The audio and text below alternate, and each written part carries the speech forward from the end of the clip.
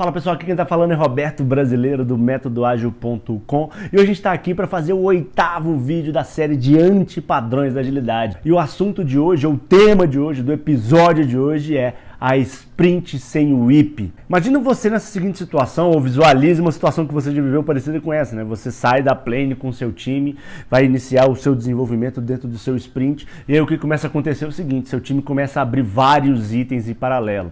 Seu time começa, sei lá, se seu time puxou 5 itens para dentro do sprint, ele começa a abrir 1, 2, 3, 4, lá no terceiro dia do sprint, 5 itens, na verdade, às vezes até mais 10, se o seu time puxou mais itens, ele começa a abrir aquele tanto de item em paralelo. Isso gera o quê? Isso gera uma grande quantidade de trabalho ao mesmo tempo, né? E aí a tendência desse grande volume de trabalho é não terminar. A tendência dele é ele acumular porque vão ter gargalos, vão ter algumas coisas que vai gerar até o final da sua sprint, e aí provavelmente ou o seu time do nada acaba tudo, e foi, entre aspas, tudo muito bom, né? Ou então o seu time não consegue entregar tudo e também não foi tudo muito bom. Seu time trabalhou muito, seu time ralou muito, se bobear fez hora extra, trabalhou no final de semana, ou seja, fez tudo que não é legal de ser feito e não consegue entregar, ou se consegue, não consegue entregar de uma maneira muito legal. Enfim, né? Isso é um sintoma, isso é uma característica muito forte do quê? Do sprint sem o WIP. O que é o WIP, né? Só pra gente entender um pouquinho, o WIP é o Work in Progress, para quem não conhece, né? Ou seja,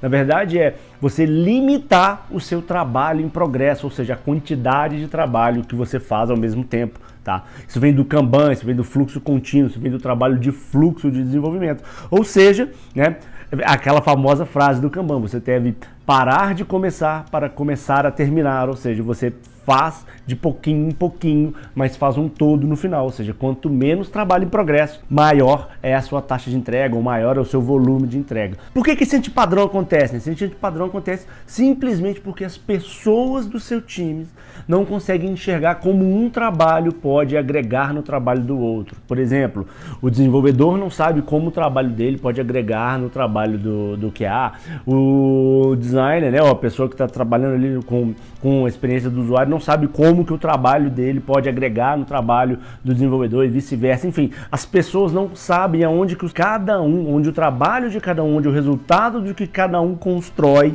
impacta no outro, ou seja, eles não têm um senso de unidade, eles não se enxergam ainda compartilhando e buscando sempre a mesma direção. Isso é um dos problemas, né? Isso é uma das coisas. Ou seu time não é capaz de enxergar isso porque seu time é novo e está começando agora a rodar isso, o ágil, está começando a rodar um sprint, está começando a rodar tal, enfim, está no começo, né? Vamos falar assim, da adoção ágil, ou então porque o seu time tem alguma dificuldade de enxergar onde o trabalho dela pode agregar um todo. Perceba que se você tem um time que já roda de uma maneira legal, com uma cadência legal, de um ritmo de trabalho em progresso legal, se você muda algumas pessoas, você pode desmontar isso tudo e o seu time voltar a começar a ter esse tipo de antipadrão, que é o sprint sem WIP, né? E o que isso vai gerar, esse sprint sem WIP? Essa sprint sem WIP, ela vai gerar um problema, que é a perda de produtividade, ou seja, o seu time não vai conseguir produzir o tanto que ele é capaz de produzir. Por quê? Porque você vai estar fazendo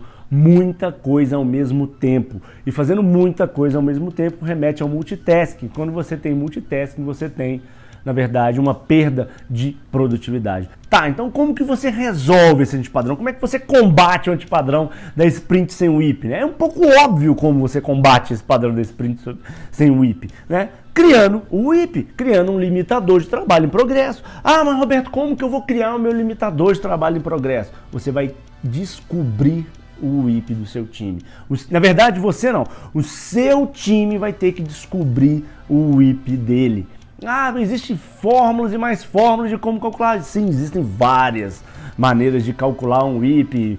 Existem algumas maneiras de calcular o WIP, mas eu indico para vocês descobrirem o WIP, tá? E é interessante do trabalho em progresso, porque ele pode ser um limitador de máximo e de mínimo, né? Porque se você não tem um limitador, vamos falar assim, de um trabalho máximo, né? Ou seja, eu posso ter no máximo um item aberto, 2 itens abertos, ou X story points abertos. Você pode começar a pensar para esses outros lados, né?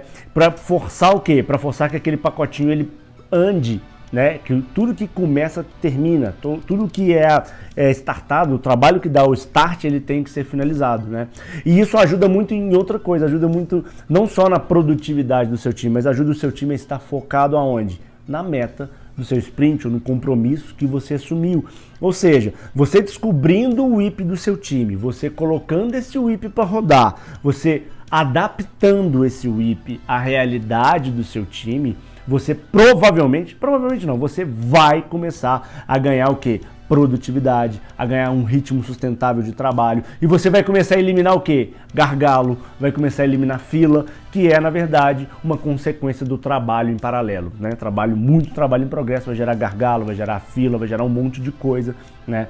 Que você provavelmente está vivenciando no seu dia a dia se você trabalha sem um WIP definido dentro da sua sprint. Poxa, mas como então que eu vou definir? Você vai testar, testa, coloca 3 e vê o que acontece, coloca 4 e vê o que acontece, enfim, você tem que testar. O grande segredo é você, na verdade, viver e praticar o WIP, né? E aí é um compromisso que o time tem que assumir. Se o nosso WIP é 5, ele vai ser 5. Se o meu WIP é de tarefa de uma história, ele vai ser o WIP de tarefa de uma história. Enfim, tem várias maneiras de você definir isso. Mas o segredo é, defina o WIP, defina o tanto de trabalho em progresso que o seu time consegue fazer. Descubra esse WIP, né? Defina, tá? Vamos frisar isso. Descubra esse trabalho em progresso que você vai conseguir ter uma produtividade mais assertiva, vai ter uma melhora de produtividade de cadência de trabalho. Bom, esse foi o 8º episódio da série de Antipadrões de Agilidade, e não se esqueça, porque segunda-feira que vem, aqui às 8 horas da noite, aqui no canal no YouTube, você vai ter o penúltimo episódio da série de Antipadrões. E ele é o antipadrão que eu chamo de retrospectiva inútil. Tá? Então você vai ter que vir, se você quer saber se você vive o antipadrão da retrospectiva inútil, né? Você vem aqui segunda-feira às 8 horas da noite que vai estar esse antipadrão aqui, vai estar o vídeo liberado aqui para vocês. Bom, aqui é Roberto Brasileiro do métodoagil.com. Se inscreva no canal do YouTube, curta a página do Facebook, porque o objetivo é compartilhar a experiência.